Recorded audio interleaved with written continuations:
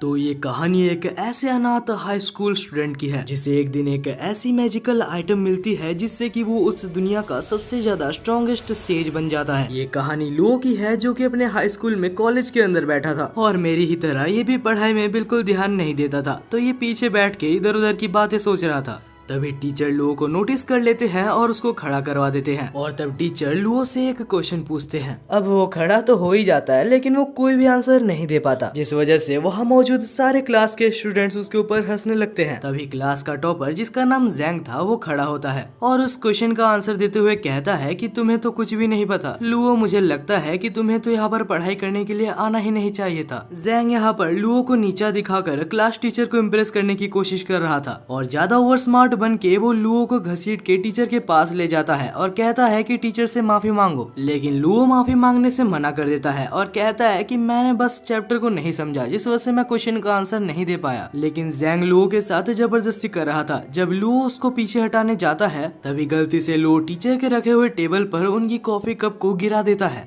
लेकिन तब लुओ अपने रिफ्लेक्सेस के साथ उस कप को बचा लेता है। लेकिन कप को बचाने के चक्कर में लुओ ने टीचर के ब्रश पेन को तोड़ दिया था और वो ब्रश पेन टीचर के लिए काफी ज्यादा इम्पोर्टेंट था। अगले ही सीन में हम देखते हैं कि जैंग को और लुओ को टीचर प्रिंसिपल ऑफिस में ले जाते हैं और जैसे ही दोनों प्रिंसिपल ऑफिस पहुंचते हैं तो हम लुओ को देखते हैं जो कि बहुत ज्यादा डरा हुआ था क्योंकि उसे पता है कि सारी ब्लेम उसके ऊपर ही आने वाली है। तब हम जैंग को देखते हैं जो कि प्रिंसिपल के ऑफिस में आते साथ ही अच्छा बनने का नाटक कर रहा था। वो लुओ के साथ भी अच्छे से बात कर रहा था और वो बोलता है कि मैं लुओ की तरफ से भी माफी मांगता हूँ। अभी ये सब देखने के बाद तो लुओ बहुत ज्यादा गुस्सा हो चुका था। वो कहता है कि प्रिंसिपल आप जो भी अभी देख रहे हैं सब ये नाटक कर रहा है। लेकिन तभी प्रिंसिपल चिल्लाते हुए कहता है कि बिल्कुल चुप हो जाओ लुओ, तुमने टीचर जू के सबसे ज्यादा इम्पोर्टेंट चीज को तोड़ दिया है।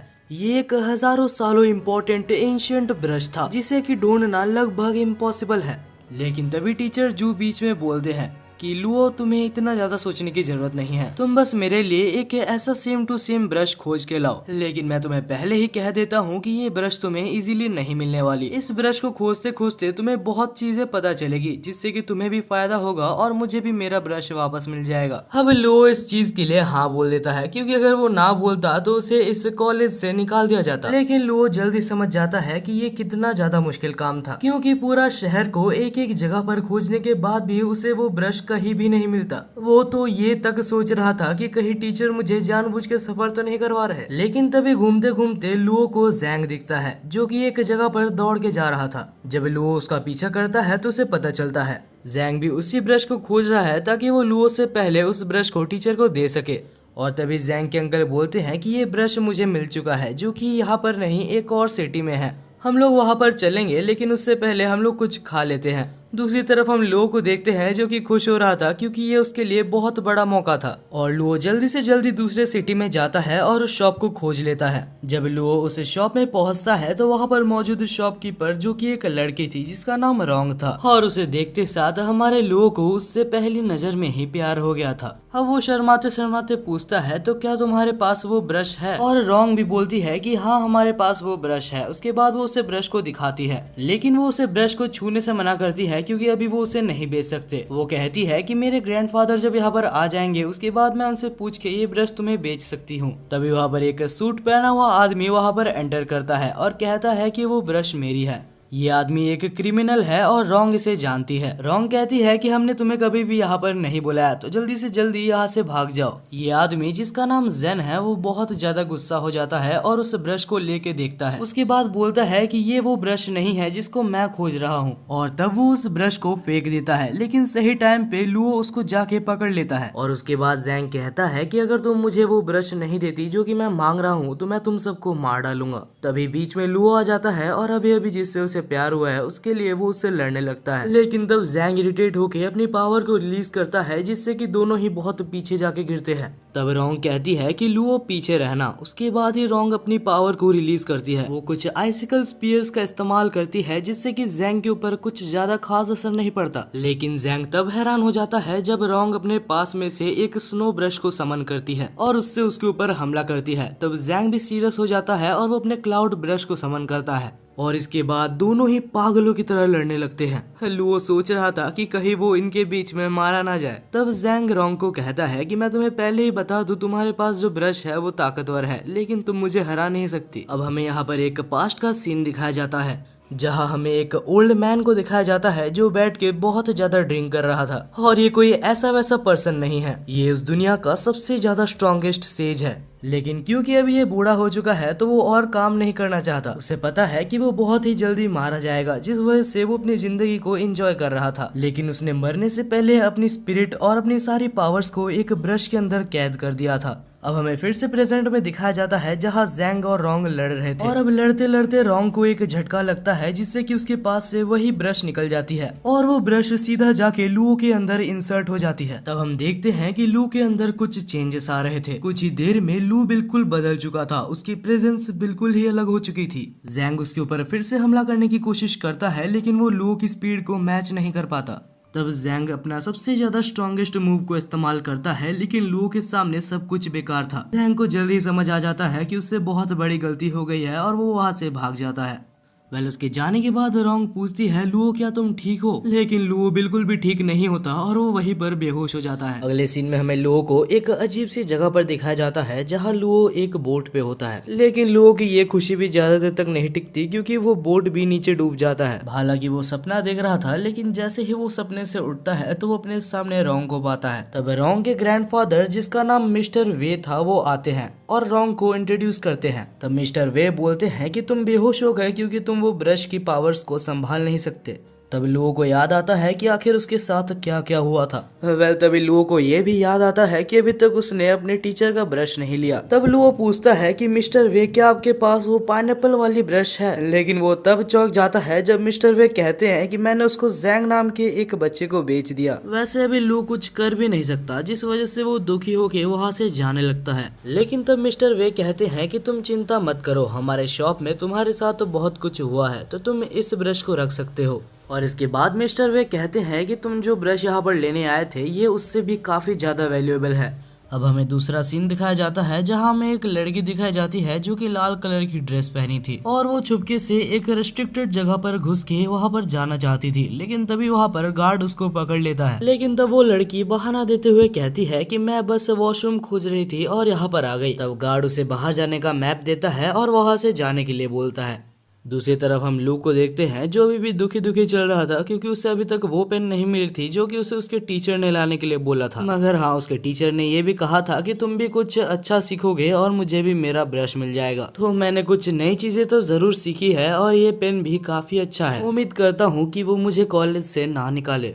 अब लू जा रहा था मिस्टर जू के ऑफिस में वो पेन को देने के लिए और वो ये भी सोच रहा था कि वो अपने पेन को देते साथ ही एक इमोशनल स्टोरी को भी उसके साथ अटैच कर देगा ताकि टीचर जो उसको कुछ ना बोले और छोड़ दे। लेकिन तभी अचानक से लू के टीचर पीछे आ जाते हैं और आके पूछते हैं कि लू आखिर तुम यहाँ पर क्या कर रहे हो? लू तब कुछ समझ नहीं पाता और कह देता है कि मुझे आपकी पेन मिल गई है। टीचर तो खुश हो जाते हैं और उसको अपने केबिन के अंदर ले जाते हैं। जब लू अंदर जाता है तो वो काफी ज्यादा नर्वस होता है क्योंकि उसे पता है जो पेन उसे देनी थी वो पेन उसे मिली नहीं है। लेकिन अब लू कुछ कर भी नहीं सकता, जिस वजह से वो पेन उसे देता है और वो पेन देने के बाद नहीं पता कैसे लू को उस पेन के बारे में सारी इन्फॉर्मेशन पहले से ही पता होती है। टीचर जैसे ही उस पेन को देखते हैं तो टीचर को पहले ही अंदाजा हो जाता है कि ये पेन बहुत ही ज्यादा कीमती है। ऊपर से जब लू उस पेन के बारे में उसे जितनी इन्फॉर्मेशन पता थी सारी इन्फॉर्मेशन टीचर को बताता है तो वो टीचर काफी ज्यादा खुश हो जाते हैं। यहाँ तक कि वो टीचर उस पेन को ट्राई कर भी देखते हैं।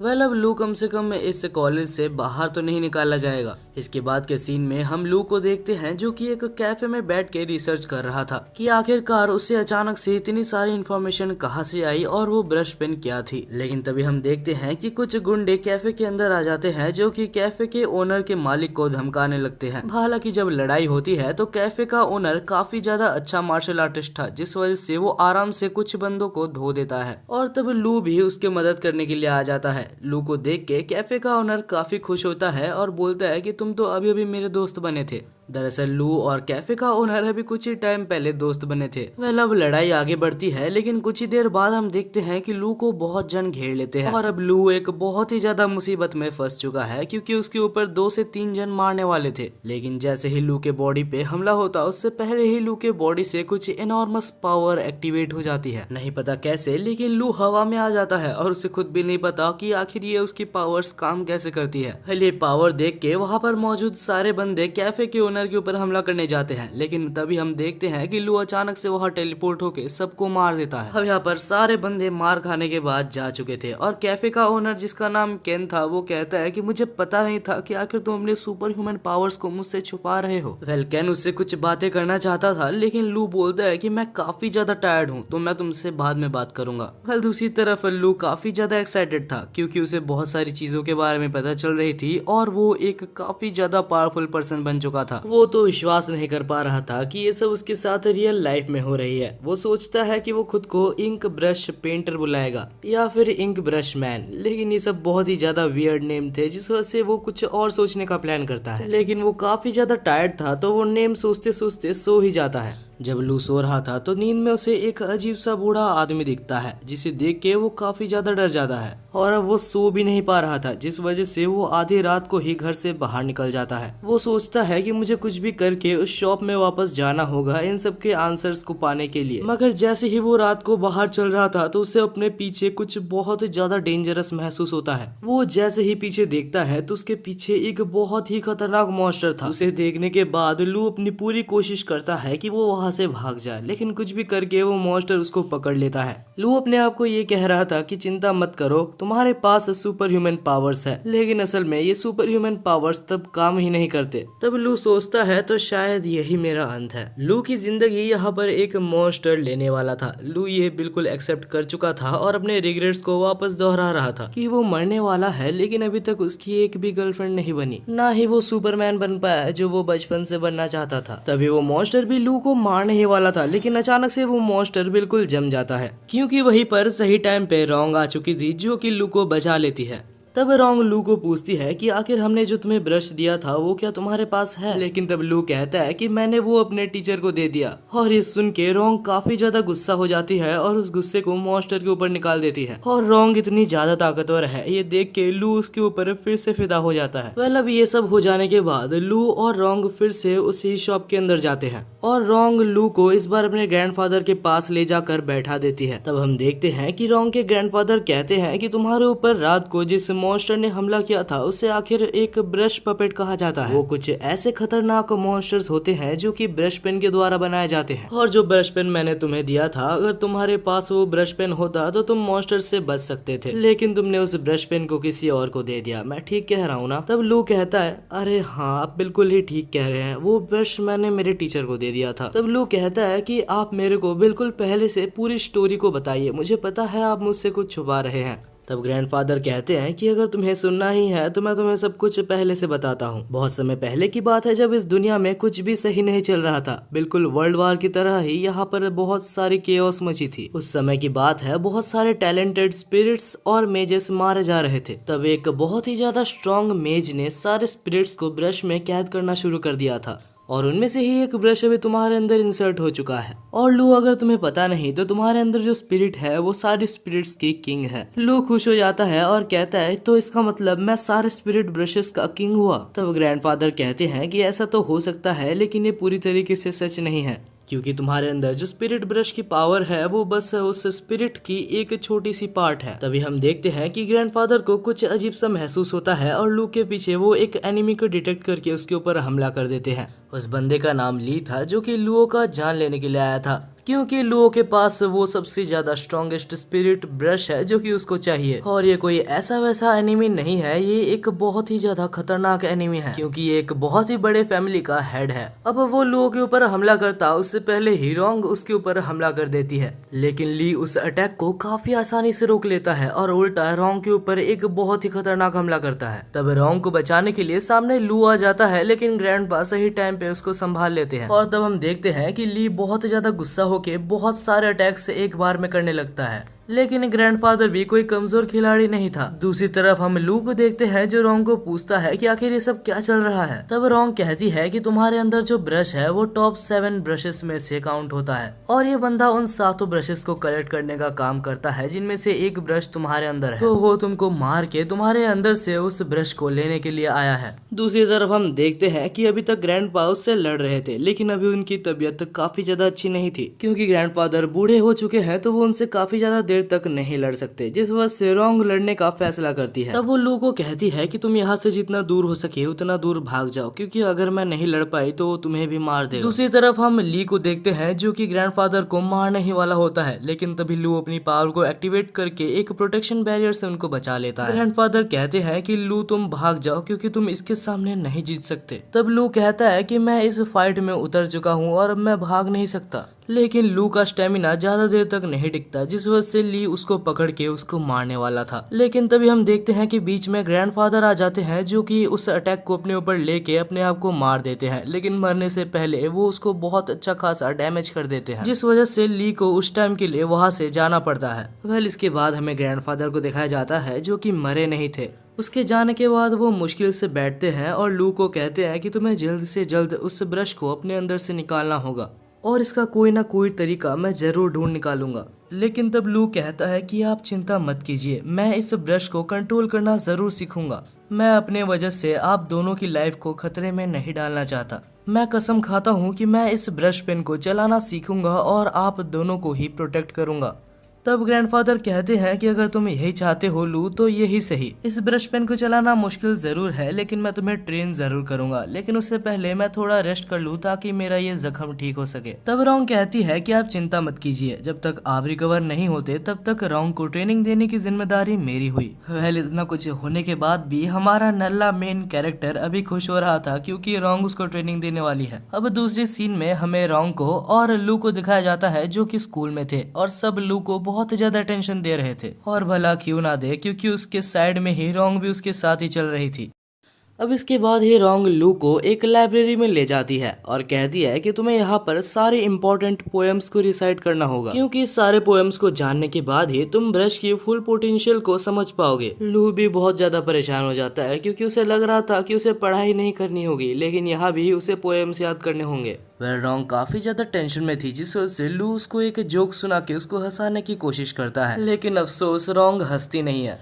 और तभी वहाँ पर जैंग आ जाता है जो आकर लू की फिर से बेइज्जती करने लगता है। वो कहता है कि अगर तुम्हें बस मजबूरी में ही लू के साथ रहना है तो तुम उसे छोड़ सकती हो, और अगर तुम्हें पोएम्स ही चाहिए तो मेरे को सारे पोएम्स याद है। ये सब सुन के लू बहुत ज्यादा परेशान हो गया था और इतना गुस्से में था कि उसे कुछ भी समझ नहीं आ रहा था। तब जैंग अपने आप को रोंग से इंट्रोड्यूस करता है और कहता है कि लू एक बहुत ज्यादा बेकार स्टूडेंट है। वो इतना ज्यादा घटिया है कि कुछ दिन पहले उसने कुछ ऐसा काम किया था जिससे कि वो कॉलेज से निकाल दिया जाता। तब लू को लगता है कि ये सब सुनने के बाद रोंग उसकी हेल्प नहीं करेगी या ही उसके साथ रहेगी, लेकिन भाई वो कहते हैं ना कि मेरी वाली अलग है। बस वैसे ही रोंग यहाँ पर उल्टा जैंग को ही रोस्ट कर देती है। वो कहती है कि तुम बस अपने आप को अच्छा दिखाने की कोशिश कर रहे हो, भले ही तुम एक नालायक हो। और ये सुनने के बाद वहाँ पर मौजूद सारे स्टूडेंट्स उसके ऊपर हंसने लगते हैं, लेकिन इस जैंग गधे को अभी तक समझ नहीं आया। उसे लग रहा है कि वो बस जबरदस्ती लू के साथ है और उसे लग रहा है कि वो लू से रोंग को छीन लेगा। कुछ समय बाद हमें दिखाया जाता है कि रोंग और लू एक पेड़ के नीचे बैठे होते हैं। लू को अभी तक विश्वास नहीं हो रहा था कि उसके लिए रोंग ने स्टैंड लिया। वो सोच रहा था कि क्या यही असली प्यार है। अब अगर इन सब बातों को साइड में रख दिया जाए तो लू को सारे पोएम्स याद हो गए थे, लेकिन उसे एक भी पोएम समझ नहीं आया था। तब रोंग उसके साइड में आके बैठती है और कहती है कि जो भी ब्रशेस होते हैं वो प्रिफर करती है कुछ जीनियस लोगों के अंदर जाने के लिए, कुछ ऐसे लोग जिनको पोएम्स और उनके ऑथर के बारे में सारा कुछ पता होता है, ताकि वो सारे ब्रशेस अपनी फुल पोटेंशियल का यूज कर सके। लेकिन तुम्हारे जैसे गधे के अंदर एक ब्रश चला गया है, जिस वजह से वो कभी भी अपने फुल पोटेंशियल का यूज नहीं कर पा रही। लू सोच रहा था कि बस यही देखना बाकी रह गया था, इसने मेरे मुंह पे मेरे को गधा बोल दिया। और ये सारी बातें पेड़ के पीछे से से जैंग सुन रहा होता है। वो अभी सोचता है कि अगर ये सच बात है तो मेरे को भी एक ब्रश पेन ले ही लेना चाहिए। दूसरी तरफ लू पढ़ाई कर करके थक चुका है, तो उसे लगता है कि उसे अभी एक ब्रेक तो ले ही लेना चाहिए। तब रोंग कहती है कि जब वो ली तुम्हारे सामने रहेगा तो तुम्हें पूरी अपनी जिंदगी से छुट्टी मिल जाएगी। ली जूगे फैमिली से बिलोंग करता है और वो फैमिली एक बहुत ही ज्यादा पॉपुलर फैमिली है जो कि अभी तुम्हारे पीछे पड़ा है और उस फैमिली से कोई भी लड़ना नहीं चाहता। तो तुम्हें जल्दी से जल्दी तुम्हारे अंदर मौजूद ब्रश पेन के बारे में जानना होगा। जितना जल्दी तुम जानोगे उतने ही अच्छे से तुम उसे यूज कर पाओगे। और हमारा नल्ला बेरोजगार लू अभी भी बस छुट्टी लेने के बारे में सोच रहा था। तभी अचानक से नहीं पता कैसे लेकिन उसके अंदर मौजूद सारे ब्रशेस के बारे में उसे इन्फॉर्मेशन पता लग जाती है और वो सारी इन्फॉर्मेशन रोंग को समझा देता है। तब हमें बताया जाता है कि लू यहाँ पर आने से पहले अपनी टीचर के पास गया था जिससे कि वो सारी इन्फॉर्मेशन कलेक्ट करके लाया था। बस वही, क्योंकि वो रोंग को इम्प्रेस करना चाहता था। और हाँ, ये काम भी करता है क्योंकि ये सब सुनने के बाद रोंग लू को देखकर पहली बार अपनी जिंदगी में स्माइल करती है। और ये सब होने के बाद लू अपने ही ख्यालों में खो गया था, जिस वजह से रोंग उसको एक जोर का मारती है और उसको बोलती है कि और ज्यादा पढ़ाई करो। तब दूसरी तरफ हम जैंग को देखते हैं जो कि मिस्टीरियसली अपने अंकल से बात कर रहा था और कहता है कि अंकल जल्दी से जल्दी मेरे लिए एक स्पिरिट ब्रश को खोजो। तब उसके अंकल भी कहते हैं कि मैंने पहले से ही एक स्पिरिट ब्रश तुम्हारे लिए रखा हुआ है।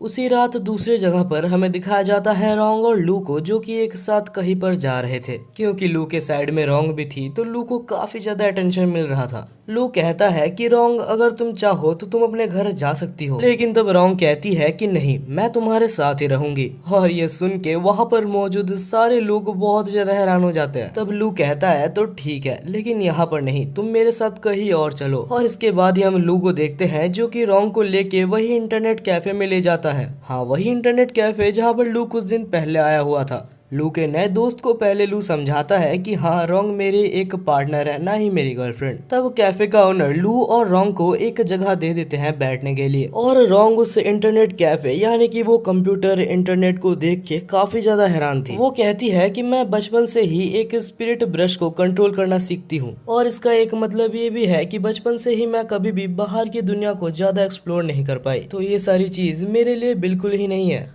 तब लू कहता है कि इस इंटरनेट में बहुत कुछ है, अगर तुम चाहो तो हम लोग अभी कुछ देर के लिए प्रैक्टिस को साइड में रख के कुछ गेम्स खेल सकते हैं। और रोंग को भी थोड़ा सा ब्रेक चाहिए था, जिस वजह से दोनों ही गेम्स को खेलने लगते हैं। कुछ देर बाद लू सोचता है कि क्या सच में रोंग इससे पहले कभी भी गेम्स नहीं खेली है, क्योंकि रोंग पहले ही ट्राई में गेम को बहुत ही अच्छे से खेल रही थी। रोंग कहती है कि ये सब गेम्स वगैरह बहुत ही ईजी है ये कंपेरिजन में कि मैं बचपन से ही एक स्पिरिट ब्रश को यूज करती हूँ। मेरे ख्याल से इन गेम्स को खेलने से 100 गुना ज्यादा हार्ड है स्पिरिट ब्रश को कंट्रोल करना। और ये सुनने के बाद लू फिर से अपने प्रैक्टिस में लग जाता है। उसे ये पता चलता है कि जितनी जल्दी वो जितने ज्यादा पोएम्स को रिसाइट करेगा उतनी जल्दी ही उसकी स्पिरिट स्ट्रांग होगी। अब इतनी सारी पोएम्स को रिसाइट करने के बाद वो काफी ज्यादा थक चुका था, तो वो उठता है और अपने दोस्त के पास जाता है। और तब वो उससे बात करते करते कहता है कि रोंग बिल्कुल भी ऐसी वैसी लड़की नहीं है, वो सच में एक बहुत ज्यादा मेहनती लड़की है। तब कैफे का ओनर एक सजेशन देता है। वो कहता है कि मुझे जैसे लगता है रोंग एक ऐसी लड़की है जो कि इंटरनेट कैफे में आना ज्यादा देर तक पसंद नहीं करेगी।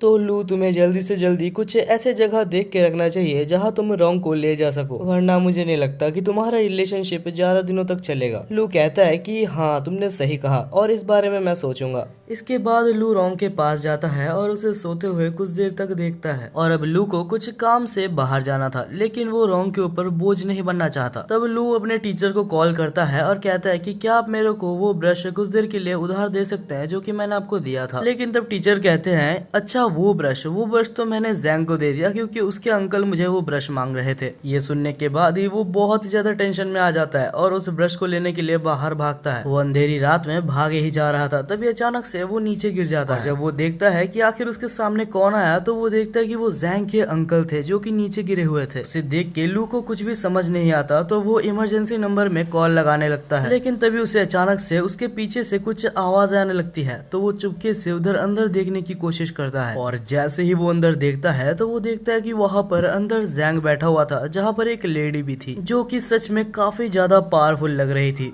और तब वो जैंग के साथ कुछ कर रही होती है। ये देख के लू बिल्कुल ही चौंक जाता है। तब वो लेडी कहती है कि तुम्हें तो शुक्रगुजार होना चाहिए कि तुम मेरे पपेट बनने के लायक हो। दूसरी तरफ लू को कुछ भी समझ नहीं आ रहा होता कि आखिर वो क्या करे। जैंग का चेहरा देख के लू को उसको एक जोर का थप्पड़ मारने का मन कर रहा था, लेकिन क्योंकि वो एक मुसीबत में है तो इंसानियत के खातिर लू को उसे बचाना होगा। लेकिन तब लू सोच रहा था कि मुझे पता है कि अगर मैं डायरेक्टली उससे लड़ने जाऊं तो मैं मारा जाऊंगा, क्योंकि नो डाउट वो लेडी मेरे से काफी ज्यादा स्ट्रांग है। यहाँ पर मुझे शायद से रोंग को बुलाना चाहिए, लेकिन रोंग को अगर मैं बुलाने जाऊं तब तक जैंग भी मारा जाएगा। अब बहुत ज्यादा सोचने के बाद लू को फाइनली एक आइडिया आता है। दूसरी तरफ हम उस लेडी को देखते हैं जो कि जैंग के साथ कुछ कर रही थी, और तभी लू वहाँ से चिल्लाता है और कहता है कि आखिर अंदर कौन है। जैसे ही लेडी बाहर आती है तो लू बहुत ही ज्यादा गुस्से में कहता है, आखिर तुमने जैंग को कैसे पकड़ा? तुम्हारी हिम्मत भी कैसी हुई जू गे फैमिली से टक्कर लेने की? अगर आपको याद नहीं आ रहा तो ये वही फैमिली है जो कि लू के पीछे पड़ी हुई है उसे मारने के लिए, और क्योंकि ये सबसे ज्यादा स्ट्रॉन्गेस्ट फैमिली है तो वो उसकी हेल्प से यहाँ पर जैंग को बचाने की कोशिश कर रहा है। लेकिन वो लेडी उसको बिल्कुल भी सीरियस नहीं ले रही थी और कह रही थी कि तुम बस मजाक कर रहे हो। लेकिन तब लू अपनी पावर को रिलीज करता है और उसको दिखाता है कि उसके पास भी एक स्पिरिट ब्रश है, और ये देखने के बाद वो लेडी उसके ऊपर थोड़ा थोड़ा भरोसा करने लगती है। और तब वो कहती है कि मैंने जैंग को नहीं पकड़ा, वो खुद ही मेरे पास आया था अपने ब्रश को अपने अंदर इंसर्ट करवाने के लिए। लेकिन यहाँ पर लू कुछ ज्यादा ही ओवर एक्टिंग करते हुए कहता है कि मुझे ये सब नहीं सुनना, तुम जैंग को वापस दे दो,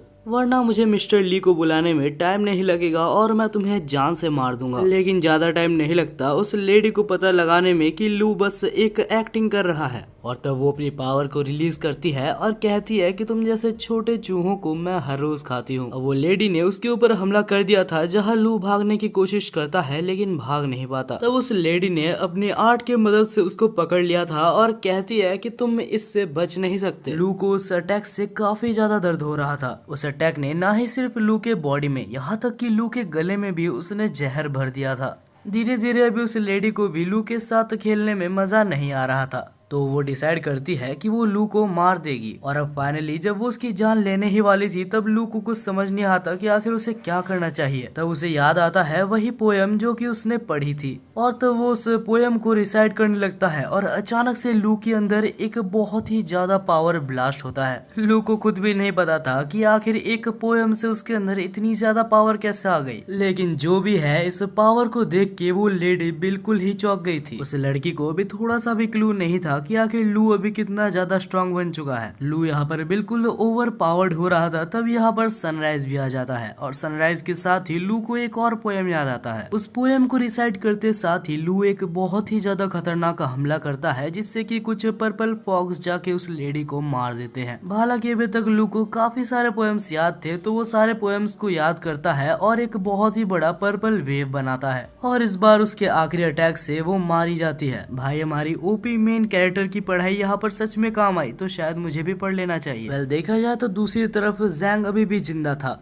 ये एक अच्छी बात भी है और शायद एक बुरी बात भी है। अब लू उसको पकड़ता है और रोंग के पास ले जाता है। जैंग यहाँ पर बिल्कुल ही एक ज़ॉम्बी की तरह बन चुका था।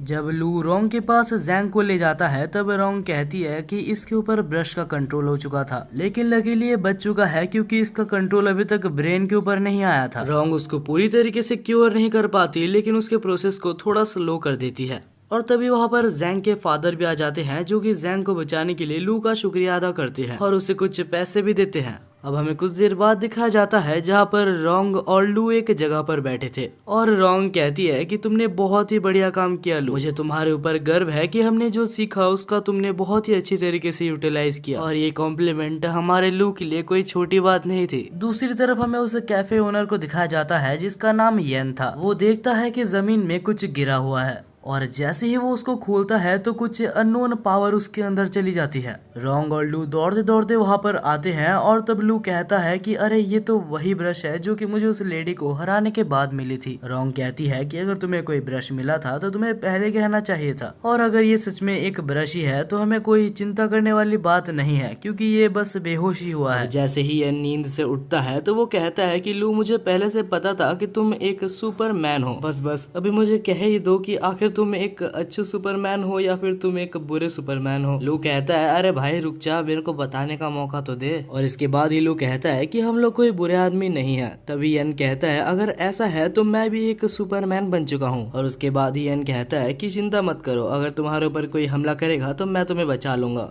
लेकिन तब रोंग कहती है कि रुक जाओ, तुम्हें बस अभी अभी तुम्हारी पावर मिली है, तुम्हें पता भी नहीं है कि आखिर तुम्हारी पावर क्या है। तब यन कहता है नहीं, तुम समझ नहीं रही हो, मैं अपने दोस्त को बचाने के लिए मर भी सकता हूँ। अगले सीन में हम देखते हैं रोंग, लू और यन को जो कि एक जगह पर बैठे थे। यन को ये पता लगाना था कि आखिर उसके अंदर जो ब्रश गया है आखिर उसका मालिक कौन है, लेकिन उसके बारे में किसी को भी नहीं पता, तो उसकी ओरिजिन को खोजने में उसे बहुत टाइम लग जाएगा। तभी हम देखते हैं कि साइड में से एक पेशेंट गुजरता है जिसके सिर पे खून था, और उस खून को देखते साथ ही यन के फिंगर टिप्स ग्लो करने लगते हैं। उसे लगता है कि उसकी पावर्स जाग गई है। लू उसे देख के चौंक जाता है, लेकिन तब रोंग कहती है कि उसके पास मत जाना क्योंकि हमें नहीं पता आखिर इसकी पावर क्या है।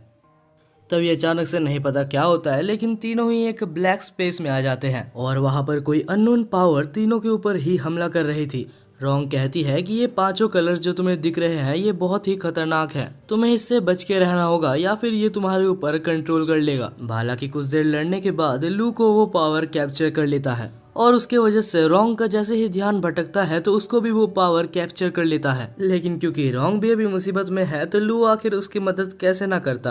अरे समझो भाई, ऐसे भी लू को बहुत ही कम मौके मिलते हैं रोंग के सामने हीरो बनने का, नहीं पता कैसे, लेकिन लू अपने पावर्स की मदद से होश में आ जाता है और रोंग को भी होश में लाता है। रोंग होश में आने के बाद कहती है कि ये पावर्स काफी ज्यादा खतरनाक है, जरूर इसके पीछे जो भी है वो ज़ूगे फैमिली से रिलेटेड होगा और वो पक्का लू को मारने के लिए ही आया होगा। तब रोंग अपने पावर का यूज करती है और अपने आइस मैजिक की मदद से उन सारे पावर्स को रोकने के लिए एक आइस बैरियर बना देती है। लेकिन तब एनिमी बहुत सारे डीमंस को समन करता है, जिस वजह से वो सारे डीमंस जाके रोंग के ऊपर हमला करने लगते हैं और तब फिर से रोंग के ऊपर रेड लाइट हमला कर देते हैं और रोंग फिर से रेड लाइट के वश में आ जाती है। तब रोंग को बचाने के लिए लू रोंग के सामने आ जाता है और उसको उस हेलुसिनेशन से बाहर लाता है। लू इन सब चीजों में इतना ज्यादा खो चुका था कि उसे पता भी नहीं था कि पीछे से एक डीमन आके उसके चेस्ट से उसके हाथ को आर पार कर चुका था। जैसे ही लू को ये चीज पता लगती है तो वो कहता है कि रोंग यहाँ से जल्दी भाग जाओ। तब वो डीमन लू को उठाता है और उसको उठा के यन के ऊपर फेंक देता है। तब जैसे ही यन उसकी उंगलियों से लू को पकड़ता है तो अचानक से नहीं पता कैसे लू के सारे इंजरीज खुद ब खुद हील हो जाते हैं। लू को तो समझ नहीं आ रहा था कि आखिर वो अभी तक जिंदा कैसे है। तब यन रोंग को भी छूता है और रोंग के भी सारे इंजरीज हील हो जाते हैं। तब उन्हें समझ आता है कि आखिर ये सब चीजें यन की उंगलियों की मदद से हो रहा है। अब फाइनली हमारे नल्ले कैफे ओनर को भी थोड़ा सा अपने ऊपर गर्व हो रहा था। तब वो कुछ ज्यादा ही ओवर कॉन्फिडेंट हो जाता है और खुद ही चला जाता है डीमन से लड़ने के लिए। हाँ, वो बात अलग है कि वो बहुत ही बुरा पिटता है, लेकिन हाँ वो अपने इंजरीज को अपने ही पावर से खुद को हील कर सकता था। और आखिर में येन उन सारे कामों के पीछे जिसका हाथ था उसको खोज निकालता है। तब वो ज़ूगे फैमिली का मेंबर सरेंडर करने की कोशिश करता है, लेकिन येन उसे छोड़ता नहीं है और उसे बहुत मारता है। लेकिन तब वो ज़ूगे फैमिली का मेंबर वहाँ से जान बचा के भाग जाता है। अब वो सारा काला धुआं वहाँ से हट चुका था और वो लोग फिर से हॉस्पिटल में आ चुके थे। तब लू जैंग को देखने के लिए हॉस्पिटल के अंदर जाता है और वहाँ पर उसके टीचर भी बैठे हुए थे, जो कि काफी ज्यादा दुखी हो रहे थे और कहते हैं कि शायद ये सब कुछ मेरे वजह से ही हुआ है। तब लू को आइडिया आता है और येन अपने फिंगर टिप्स की मदद से जैंग को छूता है, लेकिन वो पूरी तरीके से अभी भी रिकवर नहीं हुआ था क्योंकि येन के पावर्स भी अभी जैंग के ऊपर पूरी तरीके से काम नहीं कर रहे थे। तो लू यहाँ पर रोंग के पास जाता है। तब वो देखता है कि रोंग किसी से बात कर रही थी और उससे कहती है लू हमारे जाल में फंस चुका है और जैसे सब कुछ हमारे प्लान में था वैसे ही चल रहा है। वो मेरी हर बात को मान लेता है, उसे मैनिपुलेट करना काफी इजी है। जब ये सब सुनने के बाद लू रोंग के पास जाता है और उससे पूछता है, तब रोंग कहती है ये तो काफी ऑब्वियस है, तुम्हें ऐसा तो नहीं लगा ना कि मैं बिना किसी मेरे कारण के तुम जैसे इडियट के साथ घूमूंगी। अब ये सब सुनने के बाद लू का दिल पूरी तरीके से टूट चुका था। उसे पता नहीं था कि रोंग बस उसका इस्तेमाल कर रही है। अगले सीन में हमें रोंग और रोंग के ग्रैंडफादर को दिखाया जाता है। हमें बताया जाता है कि पहले से ही रोंग के ग्रैंडफादर का यही प्लान था कि वो लू के मदद से बाकी सारे ब्रशेस को खोजेंगे।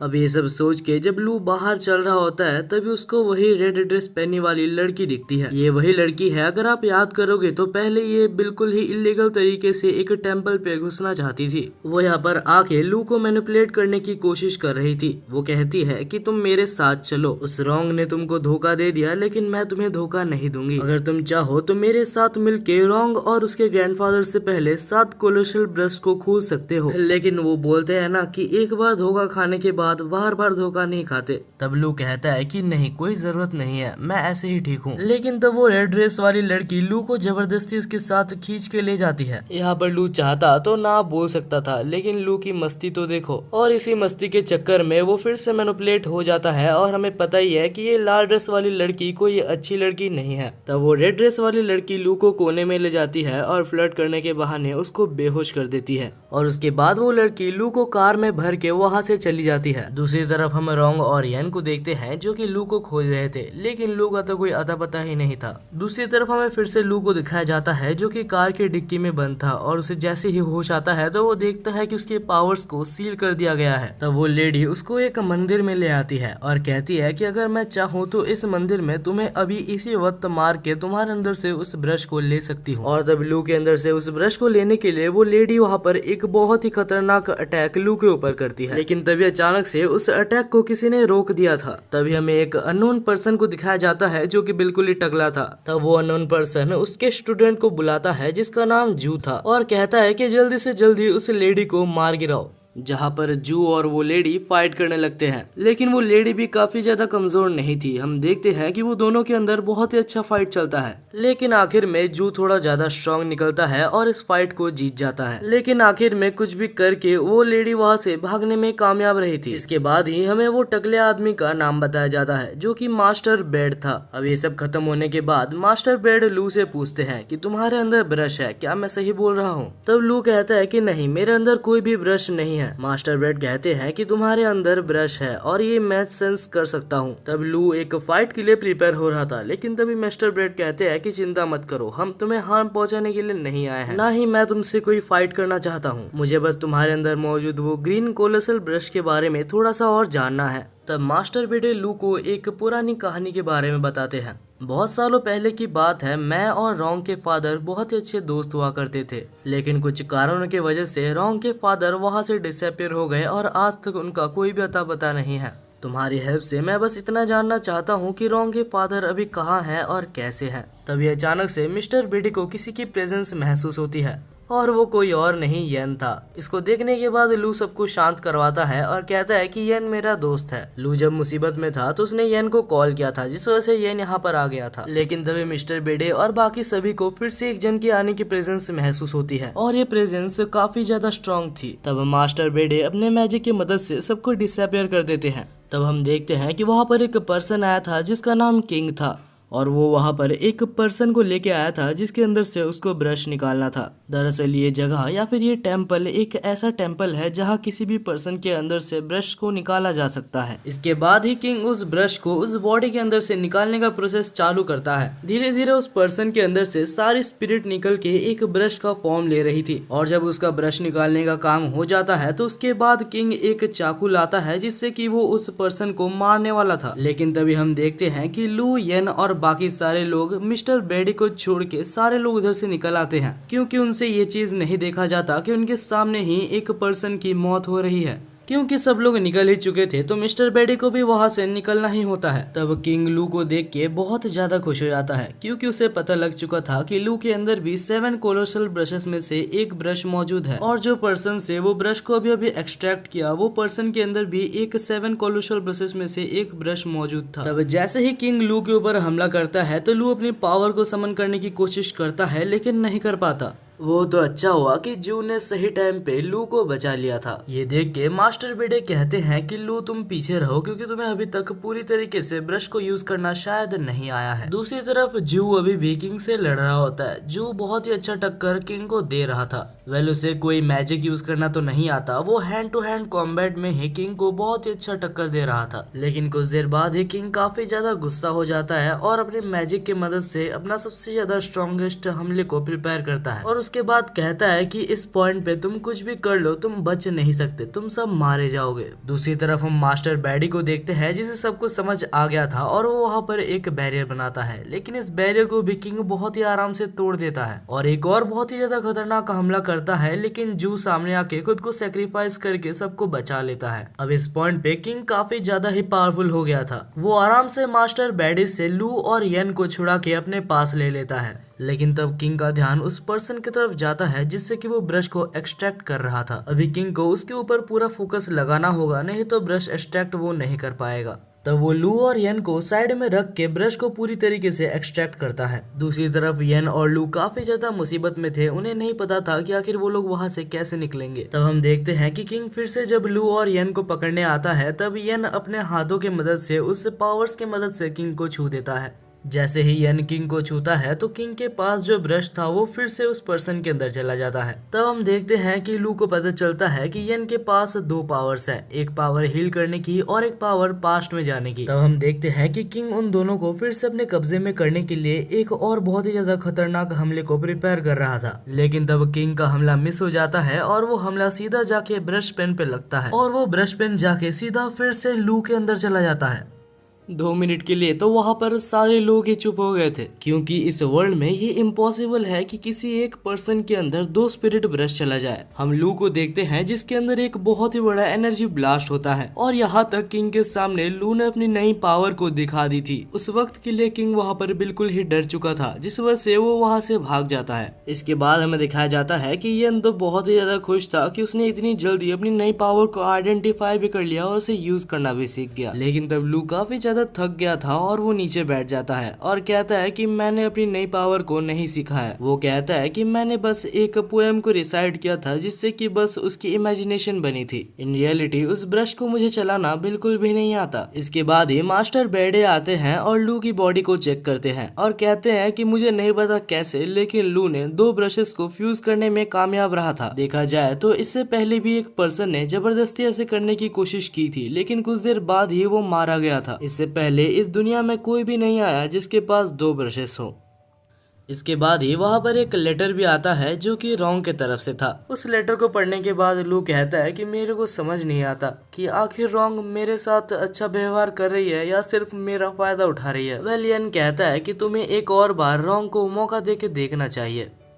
दूसरी तरफ हम लू, मिस्टर बैडे और येन को देखते हैं जो कि जाते हैं उनके विलेज में ताकि किसी भी तरीके से हो, लेकिन लू के अंदर से जो 2 ब्रशेस हैं उनमें से एक को एक्सट्रैक्ट किया जा सके, क्योंकि अगर ये ना किया जाए तो इसकी कोई गारंटी नहीं है कि लू कब तक जिंदा रहेगा। अब लू, येन और मिस्टर बेडे उस विलेज के चीफ के पास जाते हैं, क्योंकि अगर सबसे ज्यादा इन्फॉर्मेशन किसी को होगी तो वो विलेज का चीफ ही होगा। जब चीफ ये सुनता है कि लू ने खुद के अंदर 2 ब्रशेस को एब्जॉर्ब किया है, वो भी बिना किसी हार्म के, तो वो कहता है कि शायद तुम्हारी बॉडी थोड़ी डिफरेंट है और तुम चाहो तो बहुत ही अच्छे और आगे तक जा सकते हो। लेकिन तब लू कहता है कि मुझे इसकी जरूरत नहीं है और जल्दी से जल्दी प्लीज आप कुछ भी करके मेरे अंदर से ब्रश को निकाल दीजिए, क्योंकि मैं सिंगल नहीं मरना चाहता। अब लू की दुख भरी कहानी सुनने के बाद चीफ कुछ करने की कोशिश करता है। वो अपने आप को लू के साथ अटैच कर लेता है और कोशिश करता है कि वो लू के अंदर से एक ब्रश को निकाल ले, और ये चीज काफी ज्यादा हार्ड थी और ये करते करते चीफ काफी ज्यादा थक गया था। चीफ कुछ देर के लिए बैठा ही था कि अचानक से कहीं से हमला होता है और चीफ की जान चली जाती है। एक विलेज का चीफ अचानक से मर जाना कोई छोटी बात नहीं है, जिस वजह से पूरी विलेज में अफरा तफरी मच जाती है और हम देखते हैं कि वहाँ पर एक लड़की आती है जो ये सब वहाँ पर देख के सबको बता देती है।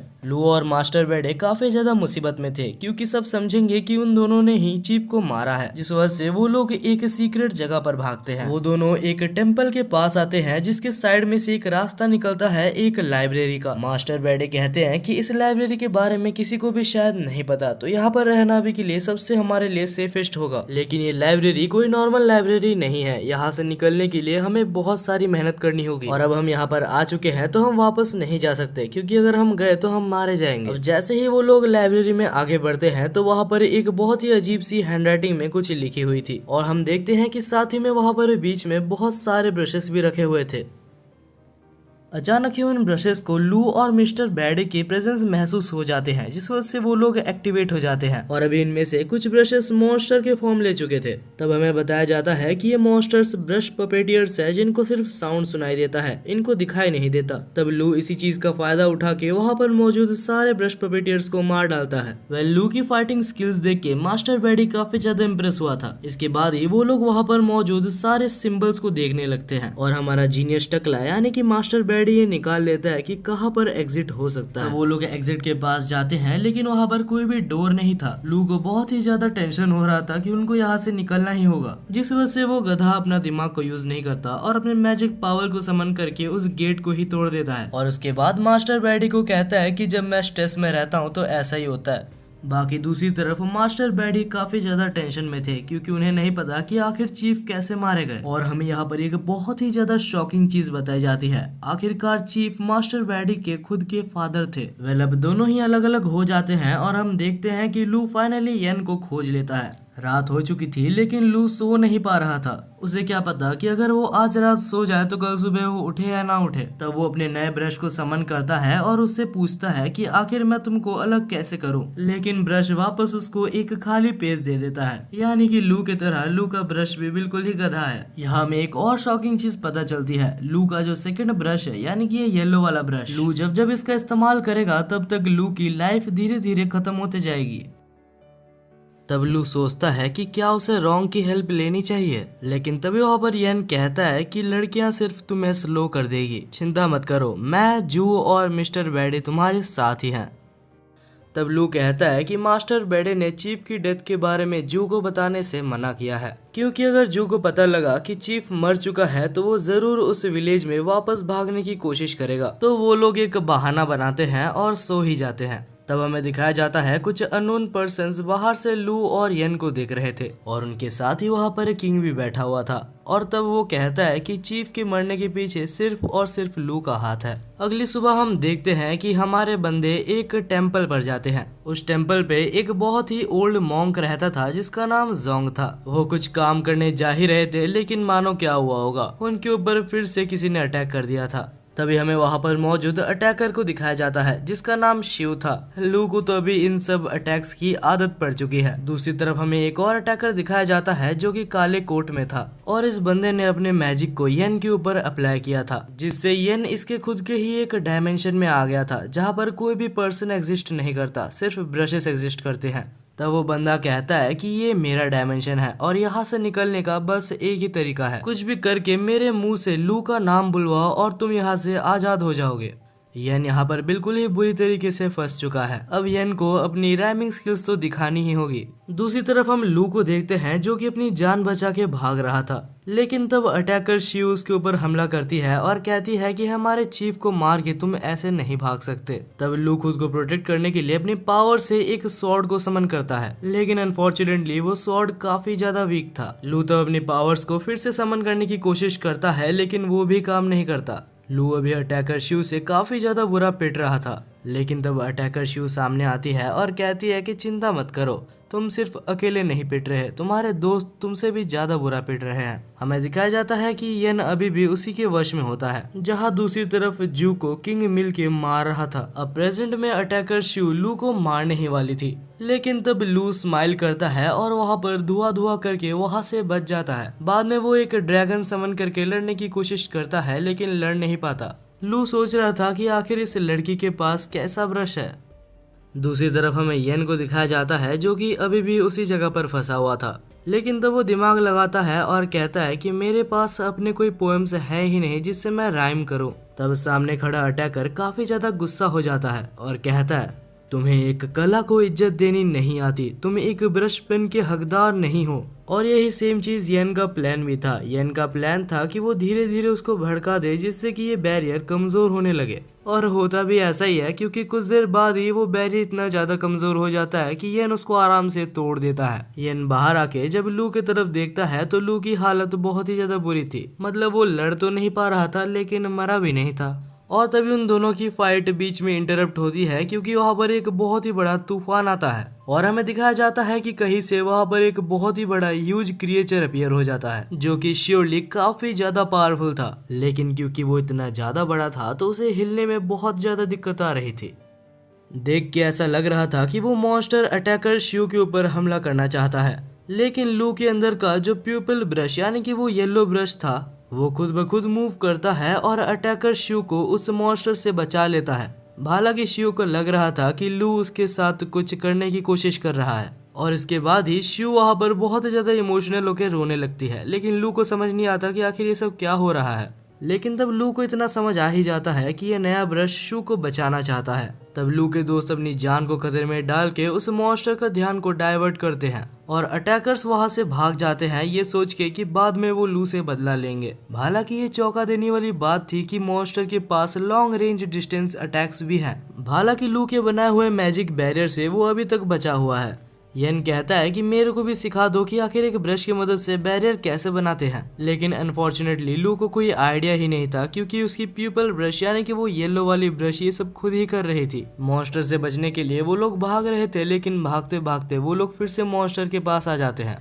ये सब देख के वहाँ पर मौजूद अटैकर कहता है कि अभी के लिए हमें टीम अप कर लेना चाहिए। वो अटैकर वहाँ पर अपना एक बैरियर बनाता है और लू को कहता है कि अपने बैरियर को इसमें मर्ज कर दो ताकि वो दोनों मिलके वहाँ पर एक स्ट्रॉन्ग बैरियर बना पाए। लेकिन ऐसा कैसे करते हैं इसके बारे में लू को बिल्कुल भी नहीं पता था। तब वहाँ पर शिव कहती है कि ये काफी ज्यादा आसान है, तुम्हें बस अपने ब्लड फ्लो के अंदर तुम्हारे मैजिक माना को फील करना है। लू इन बातों को सही टाइम पे समझ जाता है जिस वजह से वो लोग वहाँ से भागने में कामयाब रहते हैं। वहाँ से एक सेफ डिस्टेंस पे जाने के बाद वो लोग देखते हैं कि वो मॉन्स्टर एक मॉन्क का रूप ले लेता है और चिया नाम के किसी एक पर्सन को वहाँ पर बुलाने लगता है। तब उस चश्मे पहने हुए असैसिन को समझ आता है कि आखिर ये कौन है। बहुत समय पहले की बात है, वहाँ पर एक किंग हुआ करता था और उस किंग का एक डिसाइपल था जिसका नाम काय था। लेकिन एक बार काय ने उसके मास्टर की एक बहुत ही इम्पोर्टेंट चीज एक बंदे को शेयर कर दी थी जिसका नाम चिया था। और क्योंकि काय ने मास्टर की एक बहुत ही इम्पोर्टेंट चीज चिया को दे दी थी, जिस वजह से काय के ऊपर से मास्टर का भरोसा बिल्कुल ही उठ चुका था। और हमें बाद में पता चलता है कि चिया एक और एम्परर के लिए काम कर रहा था और उसने सीक्रेटली काय से सारी इन्फॉर्मेशन मास्टर के बारे में निकाल के मास्टर को मार दिया था। और जो चीज अभी हमें प्रेजेंट में दिखाई जा रही है वो काय की एक एनर्जी है। वो बहुत ही ज्यादा गुस्से में है और चिया को खोज रहा है। दूसरी तरफ हम लू, येन और बाकी असैसिन्स को देखते हैं और लू की येलो वाली ब्रश नहीं पता कैसे लेकिन एक जगह पर पॉइंट कर रही थी, तो उन्हें लगता है कि अगर वो उस चीज को डिस्ट्रॉय कर दे तो काय की आत्मा को शांति मिलेगी। लेकिन तब असैसिन्स कहते हैं कि बाहर जाना खतरे से खाली नहीं है और अगर हम बाहर जाए भी तो हमारे पास बहुत ही ज्यादा कम टाइम होगा उस चीज से बचने के लिए। तब येन कहता है कि अगर तुम लोग बिल्कुल भी डैमेज होते हो तो मैं तुम लोग को हील कर सकता हूँ, लेकिन हाँ मेरे पास जितनी एनर्जी है मैं तुम लोग को सिर्फ 9 बार ही हील कर पाऊंगा। तब हम देखते हैं लू, येन और शी इस खतरे को उठा के बैरियर से बाहर निकलते हैं, लेकिन निकलते साथ ही उसके ऊपर बहुत सारे अटैक्स हो जाते हैं और दोनों को हील करते करते उनके पास बस 6 ही चांसेस रह जाते हैं। इसके बाद ही फिर से लू के ऊपर हमला होता है लेकिन शी उसको बचा लेती है, लेकिन शी फिर से डैमेज हो जाती है जिसकी वजह से येन को उनको फिर से हील करना पड़ता है और उनके पास अभी सिर्फ 3 ही चांसेस बचे हैं। और ऐसे करते करते ही अभी येन के पास सिर्फ लास्ट चांस ही बचा होता है। लेकिन तब शी बहादुरी दिखाते हुए कहती है कि मुझे और हीलिंग की जरूरत नहीं है। अब धीरे धीरे वो लोग अपनी डेस्टिनेशन के पास पहुंच चुके थे, जहां येन अपना फाइनल हीलिंग फिर से शी के ऊपर इस्तेमाल करता है और शी पूरी तरीके से रिकवर हो जाती है और उसके बाद ही अपनी पूरी पावर को रिलीज करते हुए उस मॉन्स्टर के ऊपर अटैक करती है और फाइनली जिस चीज को उन लोग को डिस्ट्रॉय करना था वो लोग उस चीज को डिस्ट्रॉय कर देते हैं।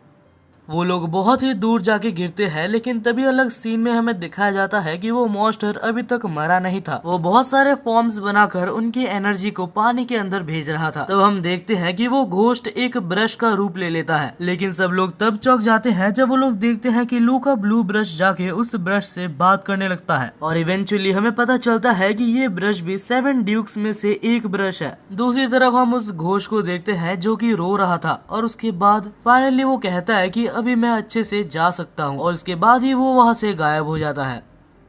अब इसके बाद ही हम उस असैसिन को देखते हैं जो कि उस क्लाउड ब्रश को लेना चाहता था, लेकिन उस असैसिन के उस ब्रश को लेने से पहले ही वहाँ पर रोंग के ग्रैंडफादर आ जाते हैं और वो असैसिन पूरी तरीके से जम जाता है क्योंकि वहाँ पर रोंग भी आ चुकी थी। रोंग वहाँ पर आने के बाद कहती है कि कोई भी ब्रश को नहीं ले सकता क्योंकि 7 ड्यूक ब्रशेस बिल्कुल ही भाई बहनों की तरह होते हैं जो कि एक दूसरे के साथ रहते हैं। और क्लाउड ब्रश की यहाँ पर रुकने की बस एक ही वजह है क्योंकि लू के पास येलो और ब्लू ब्रश मौजूद है। और ये सब सुनने के बाद लू को बहुत ज्यादा गुस्सा आ रहा था क्योंकि एक बार फिर से रोंग और रोंग के ग्रैंडफादर ने लू का बस इस्तेमाल किया। वो लोग बस लू के हेल्प से क्लाउड ब्रश को खोजना चाहते थे। लू इतना ज्यादा गुस्सा हो चुका था कि वो यहाँ पर रोंग के ग्रैंडफादर के ऊपर अटैक भी करता है, लेकिन लू के ग्रैंडफादर ने उस अटैक को वापस लू के ऊपर ही भेज दिया था। तब हम देखते हैं रोंग लू को संभालने आती है और तब हम ग्रैंडफादर को देखते हैं जो कि कहता है कि चिंता मत करो, इससे तुम्हारी भलाई ही होगी। तब हम देखते हैं लू को जो कि रोंग के हाथों को अपने ऊपर से हटाता है और कहता है कि तुम मेरे को मत छूना, तुमने जो मेरे साथ किया है उसके बाद मैं तुम्हारे ऊपर भरोसा नहीं कर सकता। ये सुनने के बाद रोंग और रोंग के ग्रैंडफादर वहाँ से चले जाते हैं। तब हम देखते हैं कि वहाँ पर किंग भी आ जाता है जो कि बाकी दोनों असैसिन्स को वहाँ से ले जाता है क्योंकि उनका ब्रश होल्डर वैसे भी टूट चुका है। तो वो लोग लू, येन और बाकी सबको अपने कब्जे में करके वहां से चले जाते हैं।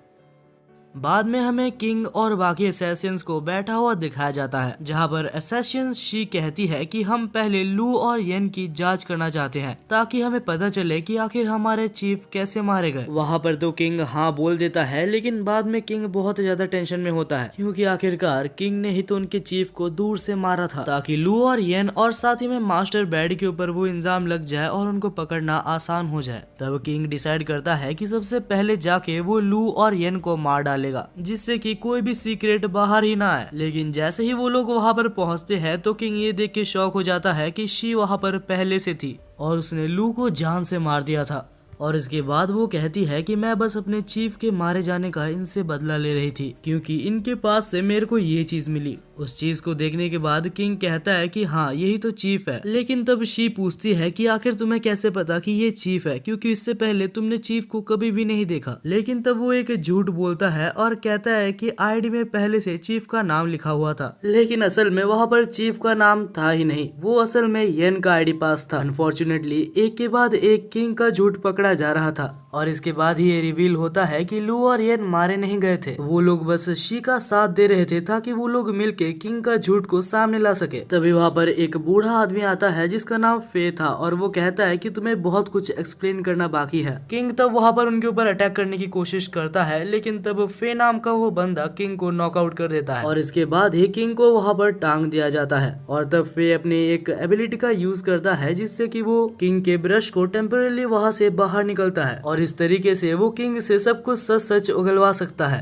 क्योंकि किंग कुछ भी बोलने से मना कर रहा था, जिस वजह से फे को ये टेक्निक का यूज करना पड़ा। वो पूछता है कि आखिर तुम असल में कौन हो और किसके लिए काम करते हो। तब वो कहता है कि तुम्हें कभी भी मेरे मास्टर के बारे में पता नहीं लगेगा क्योंकि वो एक इतना ज्यादा पावरफुल आदमी है कि तुम सोच भी नहीं सकते। और क्योंकि वो बोलने से मना कर रहा था तो उसके मुंह से खून निकल आता है। अब ये प्रोसेस तो आगे कंटिन्यू रहेगा, लेकिन बाद में हमें दिखाया जाता है कि अब लू और येन यहाँ से निकल रहे थे जहाँ पर शी लू को थैंक यू बोलती है उसे बचाने के लिए। तब लू कहता है कि मैंने तो कुछ किया ही नहीं, जो किया मेरे ब्रश ने किया। आखिर में फे कहता है कि तुम दोनों को थैंक यू बोलने के लिए हमारे क्लैन मास्टर तुमसे मिलना चाहते हैं और ये और कोई नहीं ज़ूगे फैमिली का हेड यानी कि वही ली था। तब लू को समझ आता है सबसे पहले उसके ऊपर जिसने अटैक किया था वो ली नहीं था, वो ली के भेष में कोई और पर्सन था। अब दोनों ही एक साथ बैठे हुए थे जहाँ पर लू पूछता है कि क्या आपको कोई तरीका पता है जिससे कि मैं मेरे अंदर मौजूद 2 ब्रशेस को अलग कर सकूं। लेकिन अनफॉर्चुनेटली ली को इस बारे में कुछ भी नहीं पता होता है। वो लू को कहता है कि तुम एक जगह पर जाके देखो जिसका नाम ननरी है, वहाँ पर मौजूद लोगों के बारे में इन सब के बारे में कुछ न कुछ पता होगा, लेकिन वहाँ के लोगों से थोड़ा सा सावधान रहना क्योंकि वहाँ के लोग काफी ज्यादा डेंजरस हैं। वहाँ के कुछ लोग तुम्हारे ऊपर एक्सपेरिमेंट भी कर सकते हैं और तुम्हें ब्रश पेपेटियर्स भी बना सकते हैं। वो लोग अगर चाहे तो वो लोग तुम्हें गुलाम बनाकर रख सकते हैं और क्योंकि तुम्हारे अंदर 2 ब्रशेस मौजूद हैं तो वो लोग तुम्हारे अंदर इंटरेस्ट जरूर दिखाएंगे। वो लोग इतने ज्यादा खतरनाक हैं कि ज़ूगे फैमिली और वाई फैमिली मिलके भी वो लोग को नहीं हरा सकते। अब हमें कुछ दिनों बाद का सीन दिखाया जाता है जहाँ ज़ूगे फैमिली ली और येन को वहाँ पर रखे हुए थे एज अ गेस्ट। वहाँ पर वो लोग उनकी बहुत ज्यादा ट्रीटमेंट ले रहे थे। कुछ दिनों के लिए लू और येन काफी ज्यादा मजे करते हैं, लेकिन फिर वो लोग नोटिस करते हैं कि आखिर जू के फैमिली उनके ऊपर इतना ज्यादा ध्यान क्यों दे रहे हैं। तभी लू को मास्टर बैडे का एक मैसेज आता है जहां वो कह रहा था कि उसके पास ननरी की कुछ इन्फॉर्मेशन है और उसे एक गुड न्यूज भी मिली है 2 ब्रशेस को स्प्लिट करने के लिए। लेकिन सबसे इम्पोर्टेंट वो ये कहता है कि जू के फैमिली एक बहुत ही बेकार फैमिली है, तुम्हें जल्दी से जल्दी वहाँ से निकलना होगा। और तभी वहाँ पर शियो भी आ जाती है जो कहती है कि मैं तुम्हारी हेल्प करूंगी यहाँ से निकलने में, लेकिन बदले में तुम्हें भी मेरी हेल्प करनी होगी। चीफ के मरने के पीछे जिन जिन का हाथ है उन्हें मारने के लिए। कुछ देर बाद हमें दिखाया जाता है कि उसी रात वो लोग वहाँ से निकलने में कामयाब भी रहते हैं, लेकिन निकलने से पहले ही उनको वहाँ पर एक पर्सन दिखता है। लू, येन और शी तब हैरान थे जब वो पर्सन उन्हें रोकता नहीं है, लेकिन अभी वो लोग एक लूप में फंस चुके थे। वो लोग जितनी बार भी गेट से निकल रहे थे वापस वो लोग मेंशन के अंदर आ जा रहे थे और ये सब काम पक्का इसी बंदे का है। येन कहता है कि यहाँ से निकलने के लिए हमें इसे हराना ही होगा, लेकिन जैसे ही वो उसके ऊपर हमला करने जाता है वो वापस वहीं पर टेलीपोर्ट हो जाता है। वेल तब लू एक चीज नोटिस करता है और कहता है कि हम तीनों को अलग अलग डायरेक्शन में जाना चाहिए और तब वो तीनों ही अलग अलग रास्ते में चले जाते हैं। लेकिन वो बंदा अभी भी चाहता तो तीनों की जगह को रिप्लेस कर सकता था, लेकिन क्योंकि उस बंदे ने येन की लोकेशन को ट्रैक नहीं किया तो उसे नहीं पता कि आखिर येन कहाँ पर है, जिस वजह से वो लोग वहाँ से निकलने में कामयाब रहते हैं। अब वो सब मिलके ननरी में जा रहे थे। तभी लू को एक कॉल आता है जो कि हॉस्पिटल की तरफ से था। कॉल में वो कहता है कि मास्टर बैडे बहुत ही बुरी तरीके से इंजर्ड है। तभी लू डिसाइड करता है कि वो बाद में मास्टर बैडे को देखने के लिए जाएगा। अब सब लोग ननरी के अंदर पहुंच चुके थे जहां पर येन और शी जा रहे थे और जाते वक्त वहां पर येन और शी को एक मारा हुआ आदमी दिखता है। दूसरी साइड में हम लू को हॉस्पिटल में देखते हैं जो कि मास्टर बैडे को देखने आया था। लू के आते साथ मास्टर बैडे कॉन्शियसनेस में आते हैं और लू को कहते हैं कि चीफ जो कि मारे गए वो मेरे खुद के फादर थे और उनके मारे जाने के पीछे मैंने जब इन्वेस्टिगेशन चालू की तो मुझे पता चला। लू तुम्हें पहले से तो ये पता ही है कि वाई फैमिली और जू के फैमिली दुश्मन है, लेकिन इन्वेस्टिगेशन के टाइम में मुझे पता चला कि वाई फैमिली और जू के फैमिली के बीच में एक ट्रेटर मौजूद है, यानी कि वो वाई फैमिली की हर इंफॉर्मेशन जाके जू के फैमिली को बताता है। मास्टर बैडी कहता है कि मैं उनके पीछे पीछे ही था और मैंने उनको बात करते हुए सुना कि वाई फैमिली और जू के फैमिली के सबसे ज्यादा इम्पोर्टेंट और सबसे ज्यादा पावरफुल ब्रशेस को वो लोग चुराने की कोशिश कर रहे थे। फर्दर जब मैंने उनका पीछा किया तो मैंने देखा कि वो दोनों ननरी के पास जा रहे थे और वहाँ पर मैं पकड़ा गया और उन दोनों ने मुझे बहुत ज्यादा मारा। और तभी लू को ध्यान में आता है कि येन और शी अभी ननरी के अंदर ही हैं। दूसरी तरफ येन और शी उस मरे हुए आदमी को देख रहे थे। शी काफी ज्यादा टेंशन में थी क्योंकि उसे लग रहा था कि मास्टर ने उससे कुछ छुपाया है। सब कुछ जानने के लिए येन और शी ननरी के अंदर भागते हैं। दूसरी तरफ लू येन को कॉल करता है लेकिन येन उठाता नहीं है, तो लू वहाँ से निकलता है जल्दी से जल्दी उनके पास जाने के लिए। दूसरी तरफ लू और शी वहाँ पर पहुंच चुके थे और वो लोग देखते हैं कि वही चश्मा वाला एसेसियन और साथ ही में मास्टर फे वहीं पर होते हैं और वो लोग मौजूद वहाँ पर ननरी के मास्टर से लड़ रहे होते हैं और उस ननरी के मास्टर के साथ उसका ट्रेटर भी था। शी बीच में कूद के उसका हेल्प करना चाहती थी, लेकिन तब येन उसको रोकता है और कहता है कि पहले सिचुएशन को अच्छे से समझ जाते हैं। और तभी वहाँ पर एक पावरफुल ब्रश पपेट आ जाता है और ननरी के ब्रश पपेट इतना ज्यादा पावरफुल होते हैं अगर वो चाहता तो उस चश्मे वाले एसेसियन को उधर ही मार सकता था। लेकिन तब मास्टर अपने ब्रश को समन करके अपने पावर्स को एक्टिवेट करता है और उसकी पावर को देख के येन भी चौंक गया था क्योंकि उसकी पावर काफी ज्यादा इंसेन थी और 1 सेकंड के अंदर ही उस ब्रश पपेट को वहाँ से हटा देता है। तब वो देखता है कि इन सारे ब्रश पपेट को वहाँ पर मौजूद ननरी का मास्टर कंट्रोल कर रहा था। तब फे उसके ऊपर हमला करने जाता है, लेकिन उसके हमला करने से पहले ही वहाँ पर बीच में फिर से एक और ब्रश पपेट आ जाता है। तब ननरी का मास्टर वहाँ पर मौजूद सारे ब्रश पपेटियर्स की पावर्स को भी बढ़ा देता है, लेकिन फे अभी भी अपनी पावर्स की मदद से उन पपेट्स को काफी आसानी से हरा देता है। लेकिन तब खुद ननरी का मास्टर मैदान में उतर जाता है और हम देखते हैं कि वो फे को यहाँ पर ब्रश पपेटियर ही बनाने वाला था, लेकिन तब शी और येन बीच में कूद जाते हैं और फे को बचा लेते हैं। हालांकि लड़ते वक्त येन को एक मॉन्स्टर हमला कर देता है और वो दूर जाके गिरता है। वो कहता है कि मैं तो बस फे को रिकवर करने वाला था, मैं बेकार ही में बैठ जाता हूँ। वेल येन और शी को समझ आ जाता है कि उनकी पावर यहाँ पर यूजलेस है लेकिन तभी हमारे वहाँ पर हीरो की एंट्री होती है। लू वहाँ पर आते साथ ही अपने पावर्स के मदद से बहुत सारे सोल्जर्स को समन करता है। लू येन को उठाता है और एक स्ट्रॉन्ग हैंडशेक देता है, यानी कि मानो वो ये कह रहा था कि चिंता मत कर दोस्त, मैं आ चुका हूँ। हैंडशेक के साथ ही लू येन के हाथों में कुछ देता है। अब जैसे ही वो लोग मिलकर हमला करने वाले थे तभी ननरी का मास्टर अटैक करता है और शी, येन और साथ ही में मास्टर तक को बेहोश कर देता है। उसने एक ऐसा हमला किया था जो कि धीरे धीरे उनके पास से एनर्जी लेके उनको मार देगा। तब वो कहता है कि मुझे पता है तुम यहाँ पर इसलिए आए हो ताकि तुम अपने ब्रश को सेपरेट कर सको। लू के पास और कोई भी ऑप्शन नहीं था सिवाय उसके बात मानने के। तब ननरी का मास्टर कहता है कि मेरी बात ध्यान से सुनो, यहाँ से थोड़े आगे जाते ही तुम्हें एक छोटा सा मेंशन दिखेगा, उसके अंदर जाना सबके लिए पॉसिबल नहीं है। वहाँ पर 4 ड्रैगन्स रहते हैं और साथ ही वहाँ पर एक मास्टर कैलीग्राफर रहता है जिसको कि बहुत ही मुश्किल से उस जगह पर सील किया गया है। तुम्हें अपने येलो ब्रश का यूज करके उस मेंशन के अंदर जाने का मौका मिलेगा और वहाँ पर जाने के बाद तुम अपने पेन्स को सेपरेट कर सकते हो।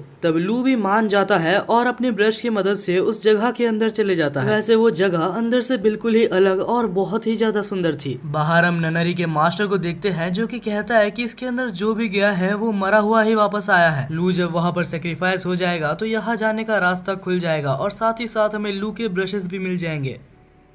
दूसरी तरफ हमें लू को दिखाया जाता है जो कि 4 ड्रैगन से घिरा हुआ था, लेकिन कोई भी ड्रैगन उसके ऊपर हमला नहीं कर रहा था क्योंकि लू के पास जो ब्लू ब्रश है वो उनसे बात कर सकती थी। और तभी वहाँ पर कैलीग्राफर भी आता है और कैलीग्राफर को देख के लू बिल्कुल ही चौंक गया था। तब हम देखते हैं कि कैलीग्राफर उसको अपने साथ एक रूम में ले जाता है और वहाँ पर उसे एक ड्रिंक देता है। ड्रिंक को पीते साथ ही लू के सारे इंजरीज हील हो जाते हैं। दूसरी तरफ हम येन को देखते हैं जिसका हाथ चमक रहा था। लू ने येन के हाथों में एक ऐसा चीज दिया था जिससे कि वो पूरी तरीके से रिकवर हो गया था। येन रिकवर होने के बाद चुपचाप से फे और शी को रिकवर कर देता है और उनको रिकवर करने के बाद वो तीनों मिलके फिर से उनके ऊपर हमला करने लगते हैं। दूसरी तरफ हम फिर से लू और कैलीग्राफर को देखते हैं। कैलीग्राफर कहता है कि तुम्हारे पास 2 ऑप्शंस हैं, या तो तुम अपने अंदर से दोनों ब्रशेस में से एक ब्रश को निकाल दो या तो तुम्हें एक ऐसी पावर मिलेगी जिससे कि तुम उनको बचा सकते हो। तब लू दूसरे ऑप्शन को सिलेक्ट करता है और उसको सिलेक्ट करते साथ ही लू को एक बहुत ही ज्यादा ओवर पावर्ड स्किल मिलती है और उस स्किल के साथ वो बाहर जाके 1 सेकंड के अंदर वहाँ पर मौजूद सारे एनिमीज को हरा देता है। और उसके बाद वो ननरी के मास्टर को पकड़ के पूछता है कि आखिर तुम्हारा मास्टर कौन है। तब वो कहता है कि हमारे मास्टर का नाम हैन जॉन है। और जैसे ही वो उसके मास्टर का नाम लेता है तो उसके मास्टर के द्वारा वो मारा जाता है। तब लू को याद आता है कि उसके टीचर ने भी बहुत पहले ये नाम को बोला था। तभी वहाँ पर सनराइज होता है और लू सोचता है कि आखिर उसे आगे क्या करना है। और इसी के साथ फाइनली हमारे इस एनिमे का सीजन 1 खत्म होता है। ये एनिमे काफी ज्यादा अच्छा था और अगर मुझे इस एनिमे को रेट करना होगा तो मैं इसे 8/10 की रेटिंग दूंगा। और यार कमेंट सेक्शन में ये तो जरूर से बता के जाना कि आप कितना रेटिंग इसको देना चाहते हैं। वैसे तो ये एनिमे बहुत ज्यादा अच्छा भी नहीं था, लेकिन यार अगर आपको इस वीडियो को देखने में मजा आया तो यार दोस्त समझ के एक सब्सक्राइब तो आप कर ही सकते हैं। अगर आप सब्सक्राइब कर लेते हैं तो आपको इसका पार्ट 2 बहुत ही जल्दी मिल जाएगा और मुझे भी मोटिवेशन मिलेगी पार्ट 2 बनाने के लिए। जैसे ही इस एनिमे का सीजन 2 आएगा तो मैं आपको वादा करता हूँ कि मैं आपको इसका पार्ट 2 जरूर से लेके आऊंगा। बाकी यार वीडियो को हाइप कर देना, देखते हैं आप मेरी 1 महीने की मेहनत को कितना ज्यादा रेस्पेक्ट करते हो। वेल मैं माफी भी मांगना चाहूंगा क्योंकि मुझे 1 महीना लग गया, लेकिन अगर इस वीडियो पे अच्छा रिस्पॉन्स आता है तो मैं वादा करता हूँ कि इसके बाद इतना ज्यादा लेट नहीं होगा। वेल तब तक के लिए मिलते हैं एक नए वीडियो में।